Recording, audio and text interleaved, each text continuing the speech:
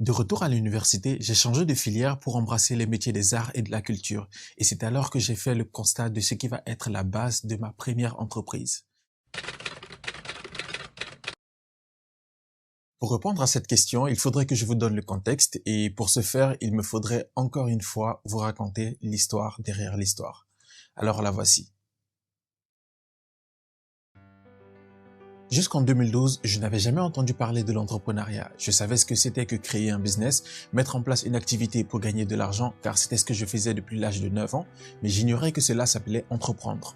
En 2012, j'étais encore étudiant en droit et sciences politiques à l'université Gaston Berger de Saint-Louis et je m'ennuyais terriblement. Je ne prenais aucun plaisir à assister aux cours car c'était des répétitions de choses que j'avais déjà apprises un an plus tôt. J'avais besoin d'autre chose, d'une activité qui allait me rendre utile. Aussi ai-je intégré deux organisations dont l'une œuvrait pour la sauvegarde d'un environnement sain et l'autre pour l'autonomisation de la jeunesse. C'est grâce à la seconde organisation que j'ai rencontré l'entrepreneuriat par le truchement d'un monsieur répondant au nom de Damien Munzoun.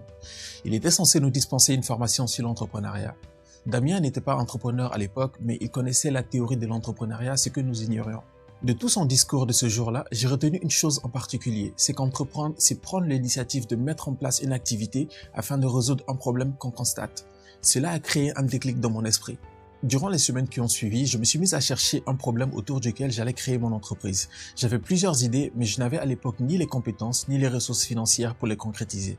Alors, je me suis tourné vers ce en quoi j'avais quelques savoirs, c'est-à-dire l'informatique. La première idée que j'ai trouvée était de créer une sorte d'annuaire en ligne afin de permettre aux petits commerces qui n'avaient pas les moyens de s'offrir un site web d'avoir une présence sur Internet. Mais la ville de Saint-Louis n'étant à l'époque pas très connectée en comparaison de celle de Dakar que je connaissais mieux et où se trouvait un grand nombre de petits commerces que je ciblais, j'ai décidé d'arrêter les cours pour me rendre à Dakar.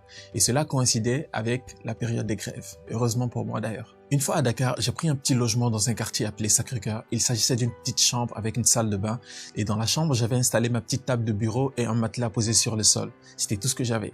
J'avais confectionné des prospectus sur lesquels j'expliquais mon activité, que j'avais d'ailleurs nommé The Promoter, et chaque matin, j'allais la présenter aux petits commerces de la ville. Je leur expliquais d'abord les avantages d'être sur Internet, en mettant bien en avant la possibilité d'être trouvé par n'importe qui dans le monde, puis je leur montrais comment je pouvais les aider à atteindre ces potentiels clients. Cela n'allait leur coûter que 20 000 francs CFA pour la création de leur page, soit environ 30 €, et 5 000 francs CFA par mois, soit environ 8 €.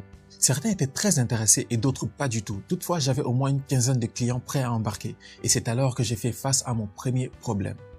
Créer un site web. Je n'avais jamais appris à créer un site internet car je n'en avais jamais vu l'intérêt. Du coup, je ne savais pas par où commencer. Alors j'ai fait la chose qui me semblait la plus intelligente, c'est-à-dire chercher une personne qui savait le faire et collaborer avec elle. Je me suis mis à contacter diverses gens sur Facebook et dans mon entourage afin de trouver cette personne et c'est ainsi qu'on m'a mis en rapport avec un jeune homme du nom d'Alassane dont la création des sites web était le métier.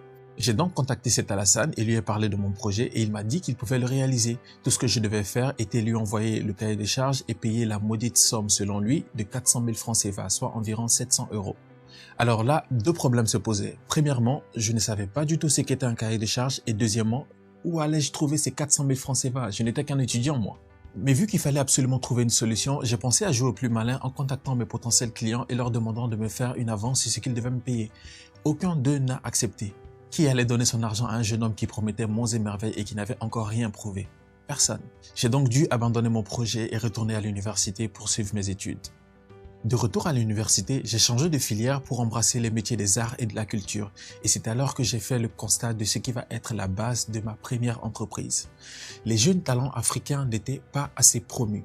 J'en faisais moi-même partie. Un an plus tôt, j'avais publié un livre qui avait reçu un très bon accueil en France, mais qui n'avait eu aucun retentissement en Afrique. Même après avoir contacté certains médias et quelques personnalités afin de m'aider à promouvoir le livre, personne ne m'avait aidé.